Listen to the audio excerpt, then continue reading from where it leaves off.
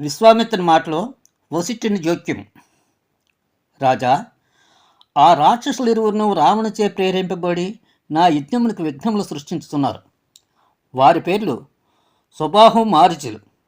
మారీచు సుబాహులు రావణుడికి కావలసిన వారు అని విశ్వామిత్రుడు ఇట్లా అనగానే దశరథుడు, దేవదానవ గంధర్వులే రావణుని చేతులు ఓడిపోయారు, మానవుల సంగతి చెప్పనేలా?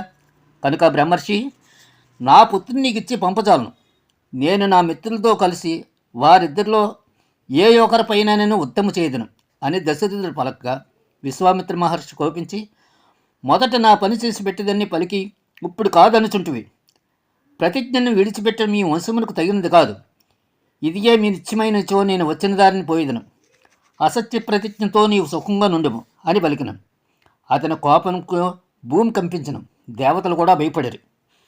అప్పుడు వశిష్ఠుడు దశరథ మహారాజా, ఇక్ష్వాకు వంశంలో పుట్టి ధర్మమూర్తమైన నీవు ధర్మను విడిచి సమంజసం కాదు. నీ పని చేసేదని మాట ఇచ్చిన దాన్ని నెరవేర్చించో నిష్ఠాపూర్వవేద అంటే యజ్ఞములు చేయుట, చెరువులు మున్నగు అని తవ్వించుట ఇష్టాపూర్వములు, వీనిని పాడు చేయుట ఇష్టాపూర్వవద, దోషము సంక్రమించు. నీ కుమారుడు అస్త్ర విద్యలో నిపుణునైన కాకుండాను విశ్వామిత్ర రక్షలోనున్న వీని రాక్షసులు ఏమీ చేయజాలరు. విశ్వామిత్రునికి తెలియని అస్త్రములు లేవు. భూత భవిష్యత్ వర్తమానమూల మూడింటిని తెలిసినవాడు విశ్వామిత్ర మహర్షి. శ్రీరాముని పంపుట్లో సందేహించవలసిన పని లేదు అని నచ్చ చెప్పిన కులవరు అయిన వశిష్ఠ మహర్షి ఎట్లనగా దశరథ మహారాజు ప్రసన్నచిత్తుడే సంతోషంతో శ్రీరాముని ప్రయాణంకు అంగీకరించిన.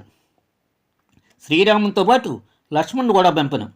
తర్వాత తల్లిదండ్రులు శుభాశీస్సులుగా వశిష్ఠుడు శుభవచములుగా పలక్క కుమారుడు తలపై మూర్కొని దశరథ మహారాజు సంతోషంతో శ్రీరామ లక్ష్మణుడు విశ్వామిత్ర మహర్షికి అప్పచెప్పాను.